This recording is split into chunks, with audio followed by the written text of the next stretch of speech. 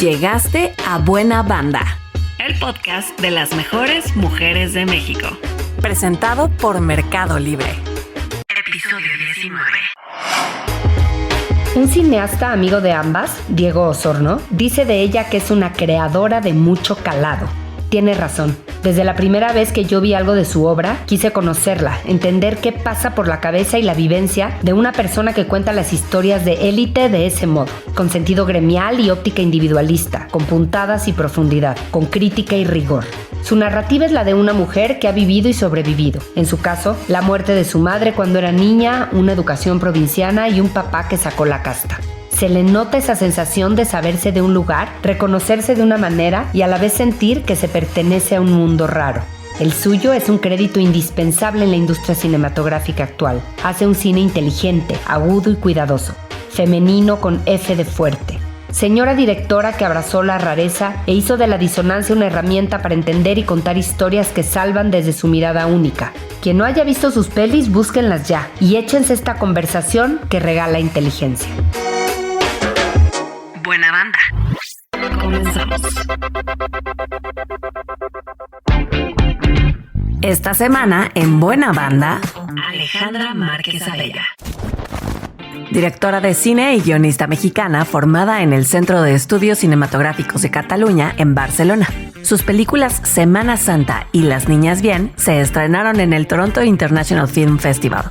La segunda fue nominada a 14 Arieles y roló por varios festivales del mundo. La prestigiosa revista Variety la incluyó en la lista de 10 directores a seguir en 2019. El Norte sobre el Vacío, su tercera película, obtuvo el premio al mejor largometraje mexicano y mejor guión en el Festival de Cine de Morelia en 2022, así como el Ariel a mejor película. También ha escrito y dirigido proyectos televisivos por más de una década, entre ellos 2 episodios en la última temporada de Narcos, antes en Soy tu fan, la serie, y próximamente en Sierra Madre. El año pasado estrenó su cuarta película, la primera hablada en inglés, A Million Miles Away, que alcanzó el primer lugar de reproducciones en Prime Video. Actualmente está trabajando en la serie La Liberación, su primer proyecto como showrunner.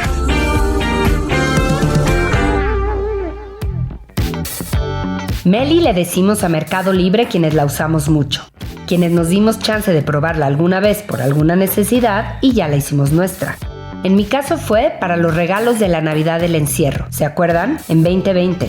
Desde entonces es una de mis apps más usadas y está por supuesto en la primera pantalla de mi celular. Por eso me emociona que esta temporada Buena Banda sea presentada por Mercado Libre o para la banda Meli.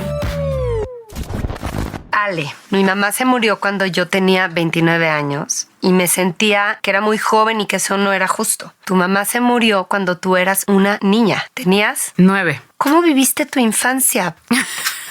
Se me hace además la peor edad, como que cuando eres chiquitito y creces, sí. No es que no te haga falta una mamá, pero creces acostumbrada a eso. Y cuando eres más grande, pues te duele horrible, pero tienes otras herramientas. Se me hace que te agarró en una edad de una vulnerabilidad impresionante, ¿no?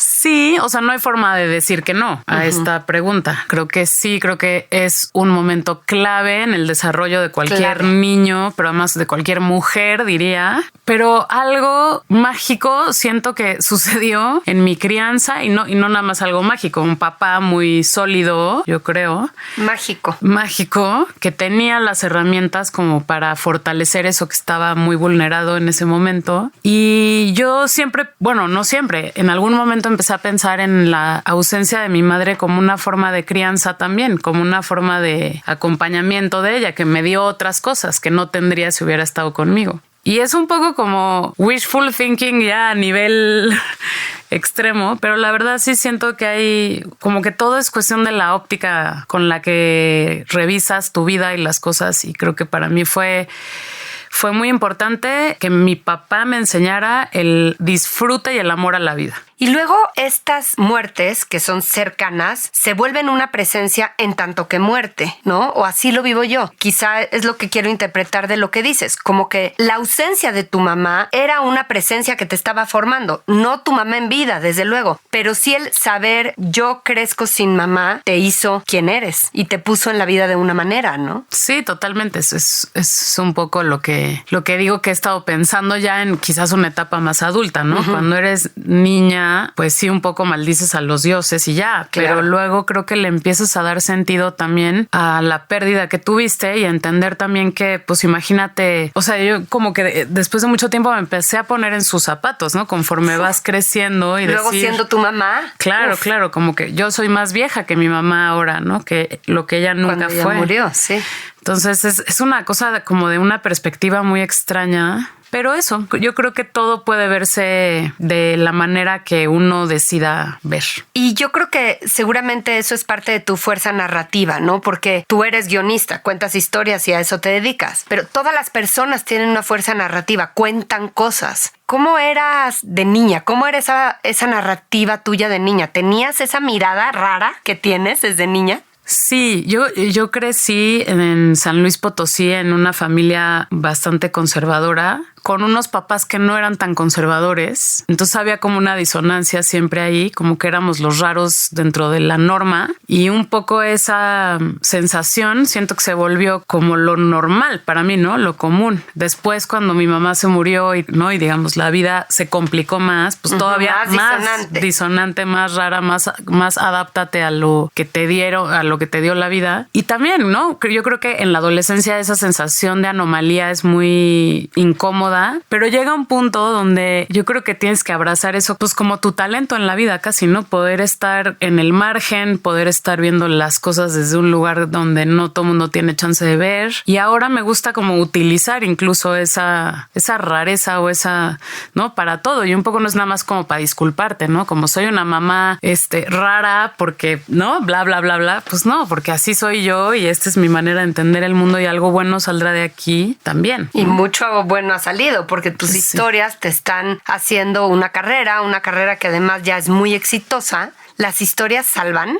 No sé si salvan, yo creo que pueden destruir también, ¿no? Yo creo que las historias dan un sentido y creo que es muy importante darnos cuenta que un mismo evento, un mismo tema, un mismo personaje puede ser narrado desde muchísimas o de muchísimas maneras, ¿no? Como casi que en la vida es un ejercicio que hay que hacerse, ¿no? ¿Cómo puedo narrar esto de otra forma? Esto que me está pasando o esto que tú me dijiste que te dije que no, o sea, digamos, sí, lo veo mucho como en las peleas, claro, ¿no? Las versiones de la gente y lo que se omite, lo que se dice, lo que no se dice. ¿Cómo te sientes más cómoda o dónde tienes como más tus herramientas contando la historia? ¿Como guionista o como directora? Son dos formas de contar, que a veces es tus películas muy exitosas, eres las dos. Pero cuando no eres las dos, ¿qué prefieres? ¿Ser guionista o ser directora? Yo siempre digo que yo soy guionista, pero también lo digo porque creo que dirigir es seguir escribiendo con otras herramientas, con otros utensilios, pero es un poco hacer el mismo ejercicio, eso, en una arena diferente, con otros elementos, ¿no? Y con otras herramientas sociales también. Creo que necesitas otro tipo de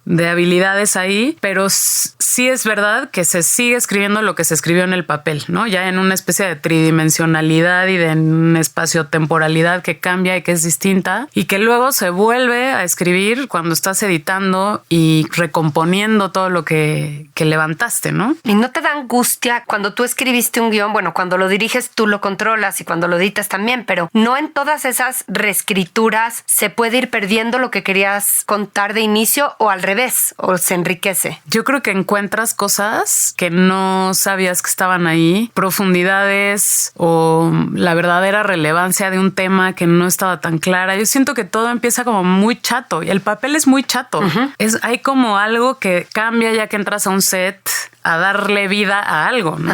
Es una cosa muy extraña de cómo nutres una locación que rentaste para filmar, ¿no? Que no tiene vida, ¿no? Y de pronto entras y cada cosa que ves, porque luego se nos olvida eso, ¿no? Como espectadores, pero cada cosa que ves en una película o en una serie de televisión está decidida. O sea, el color de la pared, el tamaño de los platos, el sonido de quien está haciendo barullo atrás, o sea, todo es una todo decisión. Está en el guión, todo está escrito, todo está planeado. O decidido en la marcha, ¿no? O decidido en la marcha, claro.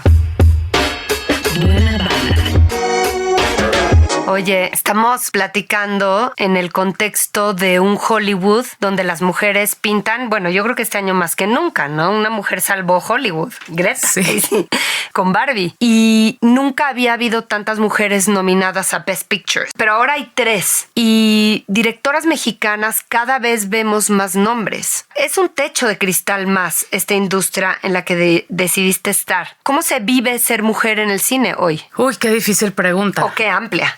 Sí, qué amplia. Hay como muchos lados por donde entrarle a esta pregunta. Yo creo que sigue siendo una industria muy masculina, muy militar, ¿no? En su hechura, en sus bases, pues, donde tienes que tener cierta creatividad para llegar a cambiar la forma. Los sets son espacios hiper masculinos y yo creo que requiere de mucha creatividad llegar a liderar desde el feminismo, desde la causa y el amor. Y creo que esto es algo que las mujeres tenemos que hacer en muchos espacios, pero definitivamente en el cine. Y luego creo que hay una cosa como que tiene que ver con la industria, como ya un poco en los niveles de los que hablas, como donde sigue siendo difícil para cualquier mujer llegar tan alto. Tienes que haber tenido prestigio por haber sido actriz, por ejemplo. Muchas veces pasa eso, como las grandes directoras que de pronto Primero vemos. fueron actrices. Primero fueron actrices, Sí, generaron es cierto. un cierto capital Varias. simbólico, político, ¿no? Que las dejó como... Y luego les dan chance de ella dirigir. Exacto, pero así una chavita de la nada que no fue subiendo y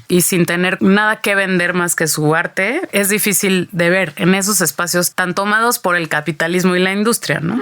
Evidentemente, en los espacios donde no hay dinero hay muchísimas mujeres, ¿no? En el documental hay muchísimas mujeres, en el cine independiente hay muchísimas mujeres Qué y casualidad. talentosísimas, pero eso, seguimos un poco en la misma lucha que el resto de nuestras compañeras. Oye, hay este mito de que al director se le llama yes sir, ¿no? Se le dice yes sir y todo se refiere a él así. No sé si a eso te referías cuando hablabas del set, en el tema de cómo se posiciona el director con una autoridad brutal. No te dicen yes sir cuando la directora eres mujer. ¿Cómo es el liderazgo de un set dirigido por una mujer? Muchas veces me han dicho sí, señor. Neta. Sí, que es como muy, no sé cómo describir la sensación, o sea, creo que es muy ¿Y qué le dices? humillante. Señora. Incluso. Señora, ya cada vez más dicen señora. También hay que decir que es un medio tan vertical que también es un poco ridículo que te tenga que decir sí, señora, Exacto. ¿no? Pero digamos que hay como una cierta tradición. Yo siento que hay gente ya que hasta lo dice un poco irónicamente y desde el cariño y desde la guasa más que desde como eso, como si estuvieras en un barco pirata. Pero a veces sí estás en un barco pirata cuando estás filmando, ¿no? Y son las 4 de la mañana y estás en el monte en Pachuca y todo tiene que funcionar para irnos a dormir y que esto quede bien y no perder. Entonces hay que concentrarnos y entonces sí, señora, todo bien, perfecto. Definitivamente la posición del director, y así vamos a decirlo en masculino, es una posición masculina, o sea, ¿sí? O ha sido una posición masculina. Yo he visto a muchas grandes mentes de mi generación y a mí misma en algunos momentos tratar de emular las formas masculinas para un poco caber, ponerte esos pantalones para entonces ser como merecedora de ese spot. Cada vez más para mí ha sido importante hacer un ejercicio eso de liderazgo amoroso, le digo yo, porque sí creo que liderar no es ser autoritario, sino más bien, pues tú eres el primero que se mete a la mina y a ver qué pasa, ¿no? Que a ver si te va bien, si te va mal y tú vas a estar viendo por todo el resto de personas que tienes detrás. Y sí tienes un poco mucha responsabilidad, no solo económica, tienes mucho dinero en tus hombros a veces, ¿no? Y cualquier atraso son dinerales, ¿no? Cualquier cosa que no sale bien en una producción. Óyale, ¿y has ido sintiendo más responsabilidad? O sea, tus proyectos primero eran de pocos millones de pesos y cada vez son de más millones de pesos y tú los estás dirigiendo. ¿Se siente más gacho cuando es más dinero y cuando es como más sonada la producción, o tú estás en un ejercicio de concentración y serenidad de dirigir la obra? Creo que contestaría que ambas. O sea, es definitivamente abrumador tener una producción de $30 millones en tu, Dios en mío, tu es que no lo espalda, puedo ni ¿no? pensar. Como A Million Sí. Miles Away, esta película que Sí, hice sí, ahora. sí, sí.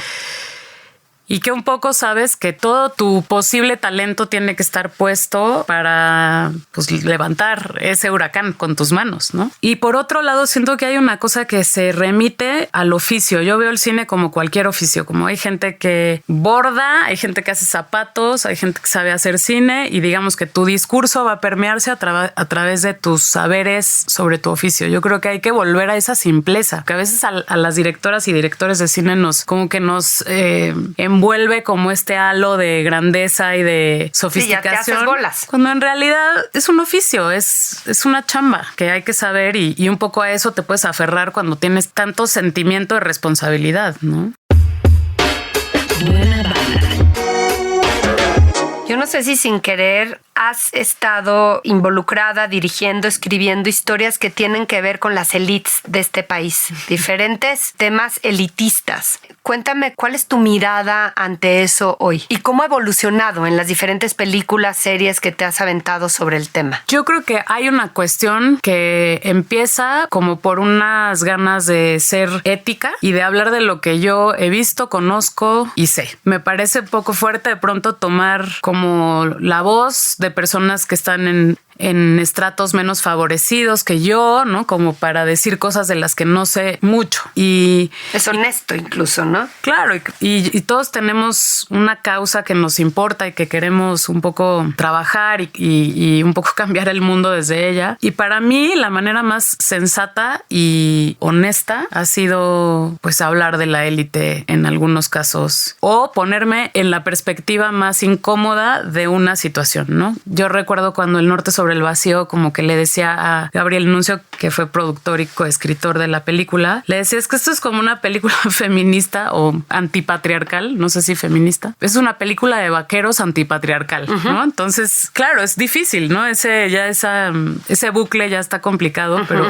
pero ponernos ahí a mí me prendía y me hacía como esto vale la pena hacerse, ¿no? Esto vale la pena decirse. Te he escuchado hablar de cómo has soltado muchos prejuicios en la medida en que tu carrera va avanzando y vas contando historias de gente que tiene X contextos y dejas de juzgarlas como las juzgabas antes, a lo mejor con menos dureza. Sin embargo, creo que tu chamba de contar historias implica tomar posturas. ¿Cómo es ese límite entre no tener prejuicios, pero no ser una tibia que no toma posturas? Yo creo que es muy fácil quererse alejar de lo infame y quererse asociar con lo glorioso, con lo bueno, ¿no? Como con los grandes personajes que han hecho muchísimo por el mundo. Y eso se llama ego. Claro, porque entonces yo no puedo hablar de este personaje. Exacto. Que es maravilloso porque yo soy maravillosa, ¿no? Ergo, yo soy maravillosa. Es que sí has tomado un riesgo con las historias que has tomado. Y la verdad es que, lo que yo he visto de ti, que creo que solo me falta ya una, todo es bueno, pero todo es un riesgo en su temática de entrada. Gracias. Me gusta oír eso, la verdad, porque sí siento que todas mis decisiones tienen que ver con eso, como si me está picando, si me están incomodando y no, como que no es un sí inmediato, hay algo que tengo que indagar adentro de mí que puede ser bueno para este proyecto. Y atreverte a asociar con eso que no es cómodo o que no es tan noble de entrada, ¿no? Sí, para mí ha sido ese ejercicio, lo he tenido que hacer varias veces y es difícil, la verdad, porque pues sí es más fácil estar en el buen lado siempre en vez de tratar de encontrar como la forma más rebuscada de llegar a una idea, ¿no? Pero a veces yo siento que el espectador agradece ese trabajo, como que te metas a la selva con un machete y que llegues al mismo lugar por otro lado, ¿no? Y llegaste al mismo lugar y yo creo que es muy valioso quien decide irse por la autopista, ¿no? Pero eso, como que hay que seguir generando interés y empatía por la vida, ¿no? Y no estoy hablando nada más de las buenas causas o de el señalamiento de los problemas, o sea, es la vida, ¿no? Como que el cine es eso, la sublimación de la vida. Y lo que no es complejo no te vibra ni poquito, ¿verdad? Nada, o sea, no te vas a echar una película ligera, no lo harás. Pues fíjate que siento que A Million Miles Away es una excepción grande porque es justamente un personaje muy honorable, mi primer héroe, o sea, es el primer personaje que no es un personaje horrendo que yo quiero seguir, ¿no? Yo creo. Y fue difícil por eso, o sea, fue difícil porque yo decía, híjole, ¿cómo hago que este personaje tenga un poquito más demonios adentro y como... Pero es lo que te digo, o sea, le quieres meter los demonios, no puede ser normalito, la vida no es normalita. Pues no, yo creo que para que sea bueno tiene que ser malo, ¿no? Tiene que haber ahí una especie de... Y para que sea malo, bueno. Exacto. Ahora, hablando de con quién asociarte o con qué causas o ideas asociarte, vamos a las personas también, porque creo que parte de lo que te ha construido tu carrera es las buenas asociaciones con talentos, con mujeres y hombres, amigos, algunos desde la carrera, etcétera, cuyas alianzas te han sumado mucho. Cuéntame de eso. Yo creo que, un poco hablando a título personal, siento que mi gran tema o lo que quiero que atraviese todos mis proyectos siempre es esta cruzada antipatriarcal, porque creo que el patriarcado no solo afecta a las mujeres, sino está acabando con el planeta. Y en corto, creo que todas las cosas que necesita revisar la humanidad están vinculadas a ese sistema nefasto, y eso para mí ha sido muy importante, que todo lo que hago esté atravesado por ese pensamiento, que no es de que es modita y ahorita hago esto y mañana hago otra cosa, o sea, como que todo lo que hablo, digo, escribo, filmo, edito, tiene que estar atravesado por esa pulsión de vida. Y yo siento que mucha de la gente que me ha acompañado en el camino y con la que hemos creado juntes ha sido gente que está muy consciente de esto también, que ha encontrado formas como de comunicar esto desde sus espacios. Y la verdad también yo siento que el cine para mí ha sido un espacio de mucha amistad, o sea, y de mucho disfrute. Qué lindo. Yo me la paso muy bien trabajando. Eso es algo que no sé si todo el mundo puede decir, pero gozo. Y en esto del pacto patriarcal al que combatir, cuestionar, incomodar, ahorita hablaste de juntes, hablando de amigos y amigas que están en esto contigo. No tiene que ver con una lucha de mujeres, sino con una lucha de seres conscientes ante formas opresoras. Y tú tienes grandes personajes hombres también. ¿Te divierte más dirigir hombres, dirigir mujeres, crear un personaje fuerte hombre-mujer o no necesariamente? No necesariamente, nunca lo había ni siquiera pensado. Yo creo que, o sea, yo sí me entiendo y quizás esa es mi crianza a partir de la ausencia de mi madre. Siempre me he pensado como una persona. Y no quiero decir esto como diciendo que no me siento mujer. Por supuesto que me siento mujer. En segundo lugar, me siento mujer muchísimo y tengo como una cosa muy... como que disfruto mucho de mi género. Pero yo creo que hay una cosa como que nos separa todo el tiempo y que tiene que ver como con, de nuevo, el patriarcado y como entender nuestras vinculaciones entre hombres y mujeres como puramente o económicas o sociales. Hay un tema que yo he visto, que no ha sido como una cosa buscada, pero yo he visto que ha salido en mis proyectos, que es la amistad entre hombres y mujeres. Uh-huh. Y quizás es porque yo crecí con un papá y un hermano y mi adolescencia fue como muy de iguales con hombres. Y por eso te lo pregunto, porque eres una feminista expresa que sin embargo no te posicionas desde lo mujer, sino desde lo persona. Sí, yo creo que yo puedo entender a las separatistas, ¿no? Las que no quieren volver a convivir con un hombre jamás en su vida. Yo puedo entender eso, no comulgo con eso, pero puedo entender que la experiencia que ha tenido muchas mujeres es diversa. Claro. Y es diferente a la mía, pero pues claro, uno solo puede hablar y un poco vivir desde su propia experiencia. Y para mí ha sido importante, también darme cuenta de que, no sé, ¿no?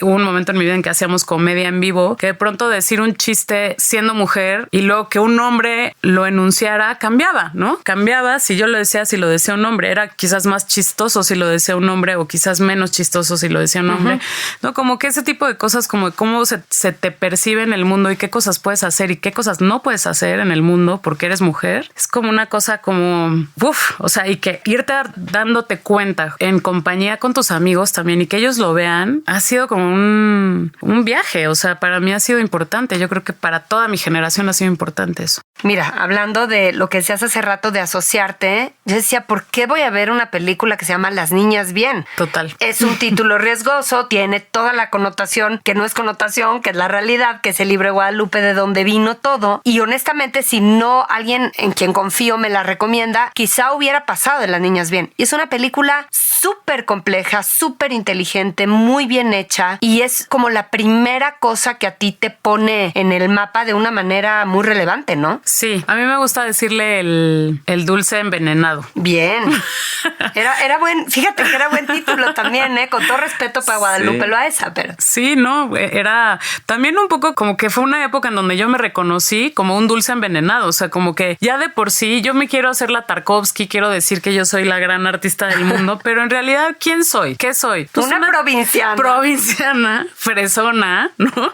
Que sabe estas cosas, que tiene estas inquietudes y me voy a clavar un poco a lo que soy yo también y a lo que sé hacer y a lo que puedo hacer, ¿no? No a querer ser eso. Luego gastamos mucho tiempo pensando en quién queremos ser y no quiénes somos. Y hay una distancia ahí súper dolorosa y yo creo que para mí Las Niñas Bien fue deliciosa porque como que me encontré con mi traje sastre rosa en el closet y me lo puse. Y también tu forma rara de abordar la fresez, que creo que esa contradicción de querer como romper paradigmas y al mismo tiempo ser parte de un paradigma, esa contradicción es lo que hace al discurso eficaz. Totalmente, pero ese es nuestro trabajo como cineastas, buscar en la forma más correcta para cuestionar algo, ¿no? Y que sea efectiva ese cuestionamiento. Y además las audiencias, cuando nos incomodan, lo agradecemos. Las audiencias son listísimas. Por supuesto, ¿verdad? ¿verdad? Los ejecutivos creen que son tontísimos, pero son listísimos. Y más en estos tiempos del TikTok y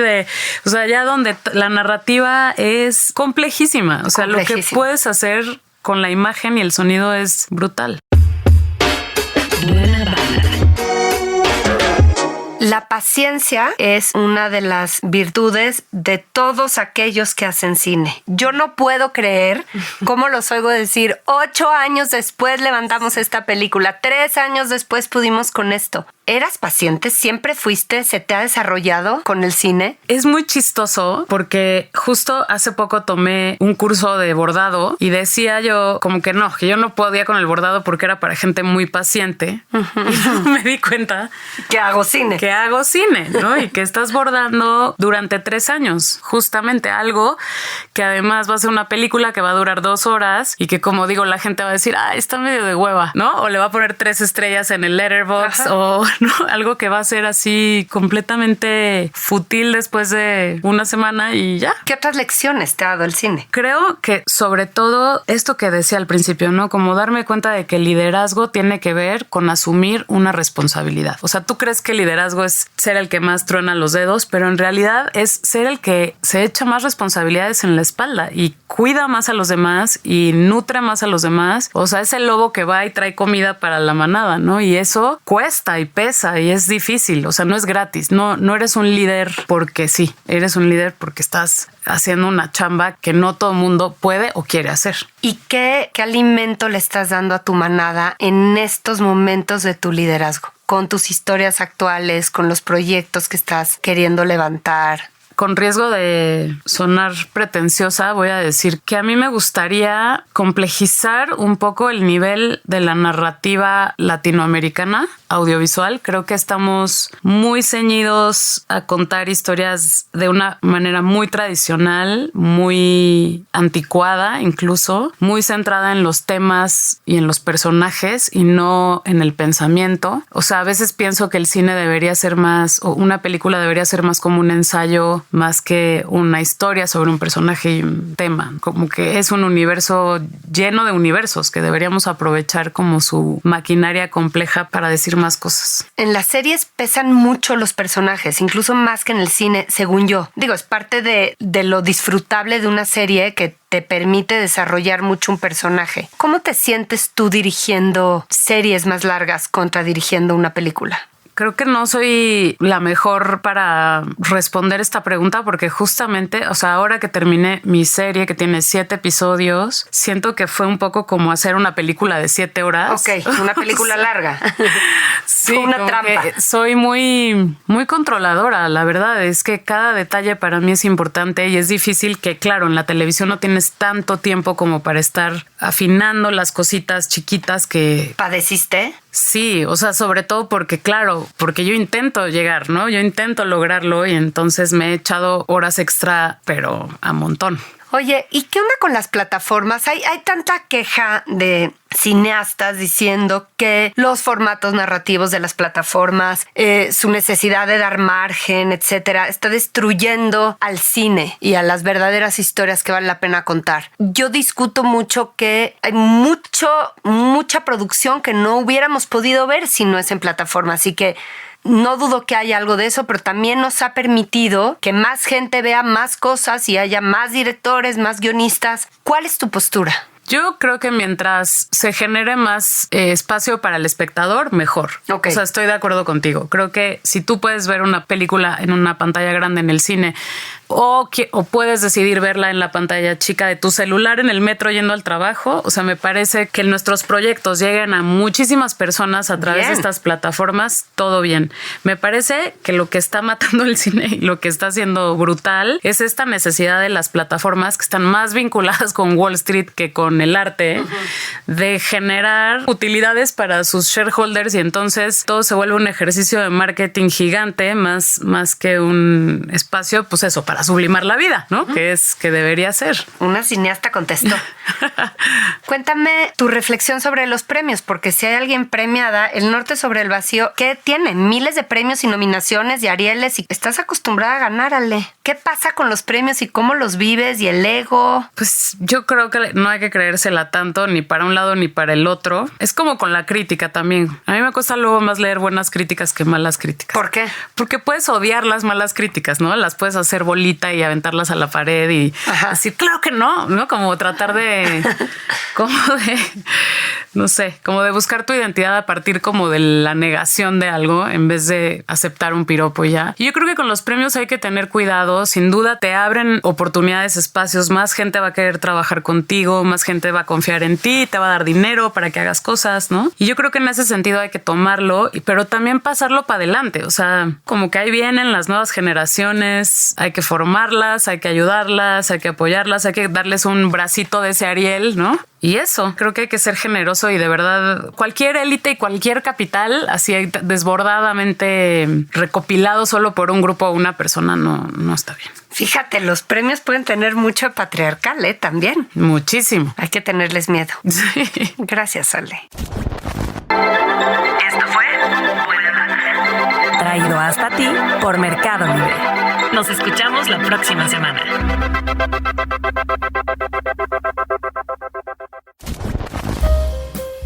Buena Banda es un proyecto de Blanca Juana Gómez Morera.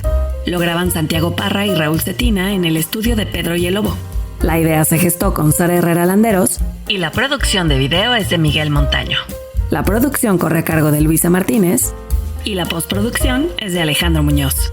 Contáctanos buenabanda.podcast@gmail.com.